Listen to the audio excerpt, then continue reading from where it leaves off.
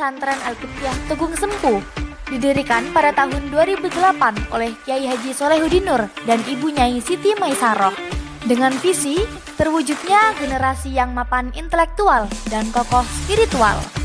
dan misi mewujudkan santri yang menguasai dan memahami tradisi Ahlussunnah wal Jamaah, mewujudkan santri yang menguasai ilmu keislaman, Al-Quran, hadis, nahwu shorof, fikih, akidah, dan akhlak,